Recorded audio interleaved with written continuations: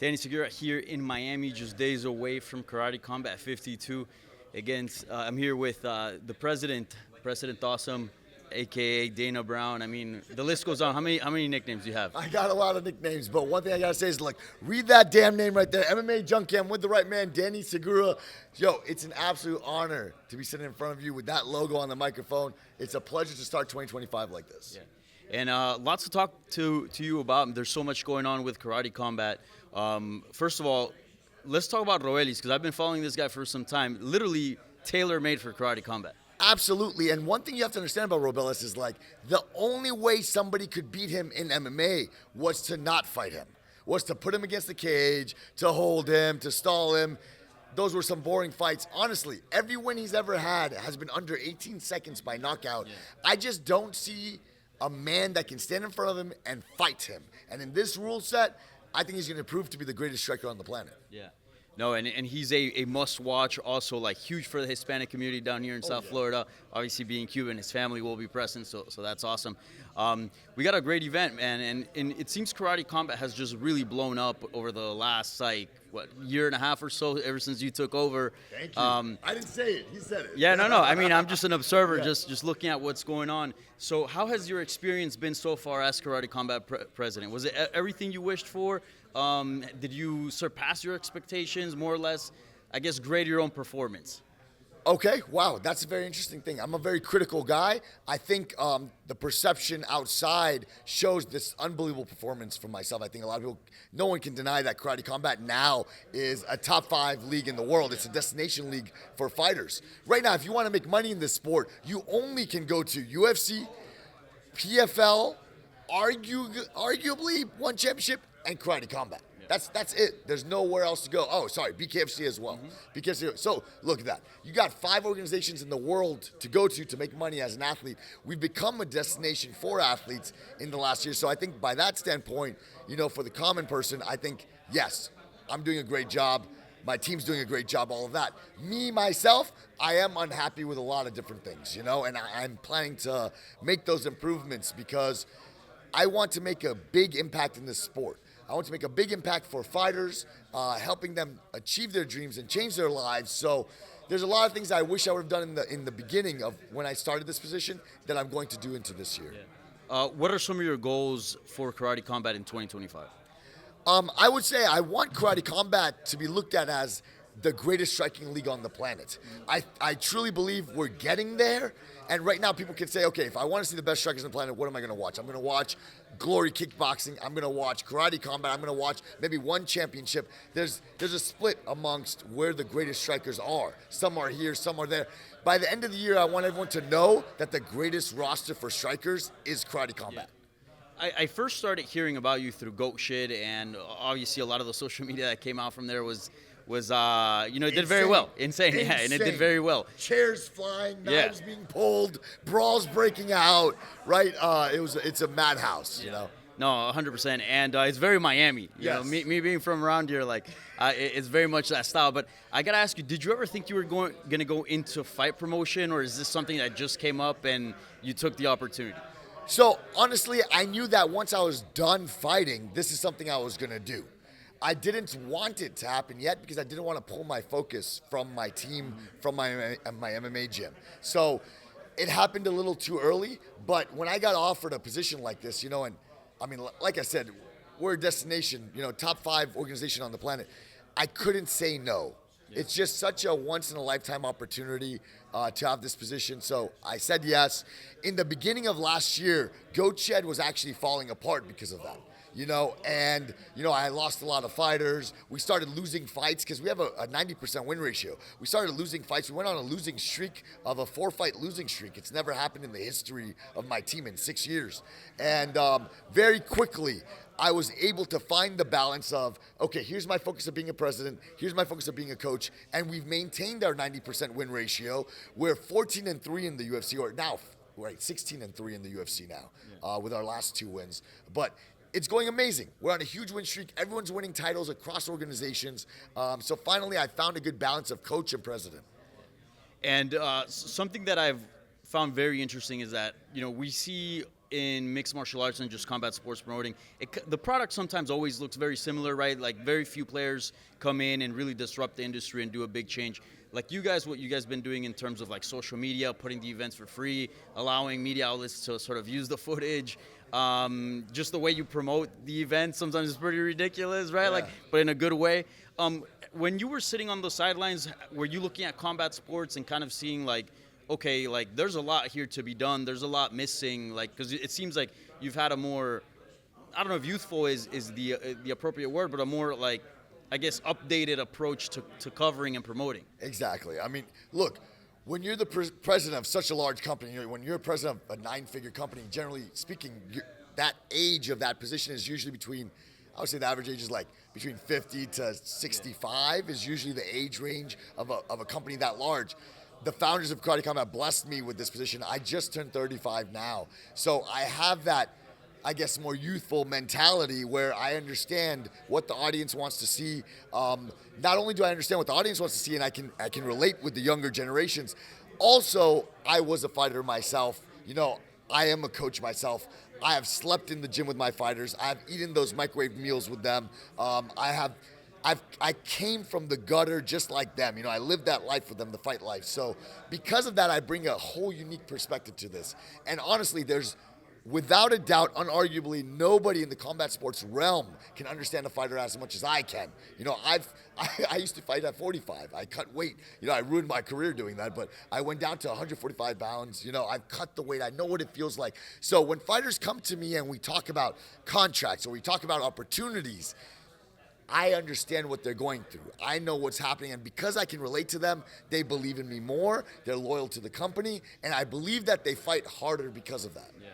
And speaking of promotion, you also made headlines recently because you had some things to say about Donn Davis. Sort of some of the things he alluded to, I think, on his LinkedIn about some of the mistakes he made in PFL, and you kind of said, like, this is, like, really bad promotion. Like, overall, like, looking at PFL and what they've done, do you have an issue with them, or is it you just don't like the way they promote? Or no, like, honestly, I just, man, I hate saying this because he seems like a nice guy. I would love to sit with him and just understand. Maybe I'm misunderstanding him. I don't think he understands anything about combat sports. And I don't think that if you're not in this shit, if you can't roll on the mats with me, I don't think you should be part of it. You know what I mean? Like, he's never trained martial arts in his life, and I'm saying this ignorantly. I don't know if he has, but there's no way, right? Like, can the guy throw up a triangle? You know what I mean? How is he going to understand what it's like for a fighter to do certain things? Or when Patricio Pitbull hasn't fought in so long and is begging for a fight in the prime years of his career, he doesn't understand that. Yeah. He comes from a finance background, which is wonderful. But stay in the background then and put Ray Sefo in front. Imagine this. Please imagine this for a moment. Imagine if Ray Sefo was president. It would be really respectable. It would be unbelievable. Like, how can you say anything bad about Ray Sefo? Put Donn Davis in the background. He handles whatever back there. He's a finance guy. Great. But hearing him talk about fighters and fighting, it doesn't even sound like he watches fights. Mm-hmm. So I'm not impressed by him. I'm not impressed by what he says. Dana White's an absolute G with everything he says, and I truly agree with him. I don't think PFL has it. Do you see their event in Dubai right now? They had an open workout, and there was like 4 cameramen there. Like, it was just, nobody shows up for these events. Look at Karate Combat. I've done this, my team and I have done this in 1 year. This is 1 year. I've only done 12 events in my life, and this is what we've done. PFL has been there for, I don't know, like a decade now. They have hundreds and hundreds and hundreds of millions of dollars. I don't have this funding. To be honest, we're neck and neck with them as far as credibility goes, and we're like 1/10 of the evaluation. You know what I mean? It's insane. I'm not impressed. I want Ray Sefo to take over, and he will do good things with PFL. Yeah. And speaking of sort of other players in the game, what do you make of BKFC? I saw David Feldman was in your event. Great guy. I mean, you guys are somewhat competitors, right? Like, but I don't even look at it like that, man. I don't want to look at it ever like that. Like, look, I want to make allies. The reason I'm sitting with you here is I know how to make friends and build relationships, and I'm a loyal guy, and I know how to work with the people. That's the only reason I'm here. Yeah. You know, I didn't get here by faking my way in. No. I had to make the right relationships. I had to prove valuable, and I finally ended up here. I want to make friends in this industry. Yeah. Dana White is someone I admire a ton. That's why my students made that up, the Dana Brown thing. You know, they called me Dana Brown, and to pay homage to him. Dude, I would love to learn from a guy like that. I respect that he knows far more than me. BKFC, Dave Feldman. This man is a very intelligent man. He created an organization from scratch, and created something so special. I want to learn from him. I come from a background where I'm a martial artist since I was 3 years old. I've always had a coach, a sensei. I'm a president now. I don't have somebody to guide me and to look up to. So anytime I can pick the brains of a guy like Dave Feldman, I'm going to do it. The guy's a genius. I love the guy. I don't want to ever look at him as a competitor. I'm not poaching his fighters. He's not poaching mine. And I would love to work with him and support him as much as I can. So BKFC, UFC, any other players in the space that you feel like are doing it right? Yeah, look, I don't know why people are so against Dana White and the UFC. Like, they're doing great. They're the blueprint of how to create a successful business and how to treat fighters. I have many UFC fighters. I coach a bunch of, I corner in the UFC every month. The way they treat us is so special, and it pushes us, me as a president, to make sure we do better by the fighters.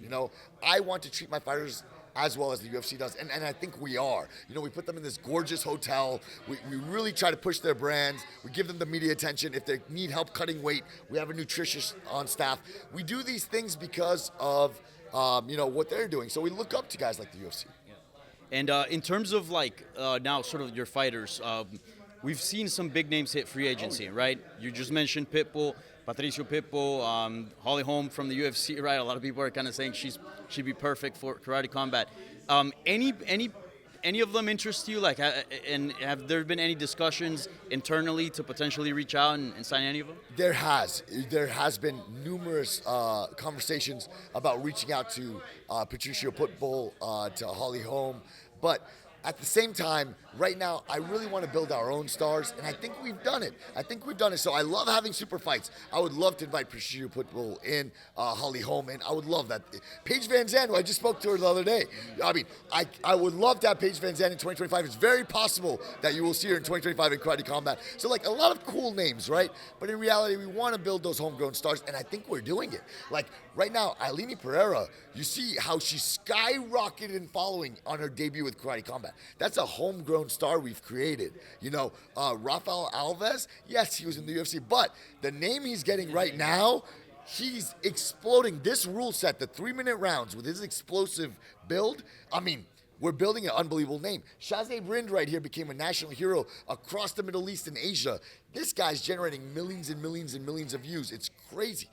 He's equaling the views of Luke Rockhold, Anthony Pettis. So we have these names that are coming up, and those are the guys I really want to focus on. I'm building the homegrown guys. Yeah. For sure. Lastly, this Friday, Karate Combat 52, pretty stacked. You got a bunch of, as you said, former UFC fighters competing there on both striking and grappling as well. And then, you have a world title fight in the main event. But what are you most excited for, some of the things that you can highlight on there? What I'll tell you is this. In 2024, we spent the whole year doing a world tour, and the objective was going to different regions and finding the greatest strikers on the planet and signing them. But it was very about, building the roster more than anything. In 2025, now it's time to show who this roster is. I truly feel that we've signed some of the greatest strikers on the planet, and we have the greatest striking roster on the planet. In 2025, it's time to show the world who these guys are. So what am I most excited about? You are going to see the same faces over and over, and you're going to see some unbelievable talent that maybe you've never heard of from different regions of the world. And in this event particularly, the 3 main names to really look out for are going to be Shazay Brind, who's just a hero in the Middle East and Asia. Ailini Pereira, who's just, come on. She's from the You just gotta say she's Potan's sister. Potan's sister. That's all you gotta say. And what's crazy is she fights the same as him. It couldn't be a better storyline. She fights the same as him. She has the epic left hook knockout in her debut. And then Robellis, I'm offering a special contract. You're going to hear it here first, I guess. Okay. Robellis, here's a special contract. For every finish he has, if he has a finish, he gets a fight immediate the next month. So he will fight every month this year as long as he's finishing fights. So that's why he's fighting this month. He fought last month. He will fight next month if he's able to finish this guy. I'm going to search around the world to find a guy that can beat Robellis, but I don't know if it's going to happen. Under this rule set, it's going to be a tough job. You can't stall in this rule set. Bro, you cannot stall. People underestimate the pit. I can't wait till you come to the event. The pit is so special. See, the cage or ropes, and I'm telling you this from a coaching perspective, the cage or ropes, we use it to stall. When my fighter's hurt or tired, we're like, put him on the cage, stall. There's no stalling here. On the pit, you fall out a 45-degree angle and you die. Like, there's no stalling. You can't breathe. So that's why the finish rate is so high in karate combat, more than any combat sport. And you're going to see, no matter how high level the fight is, the whole card, you're going to see like an 80% finish rate, like a 90%. It's like absurd. It's getting crazy.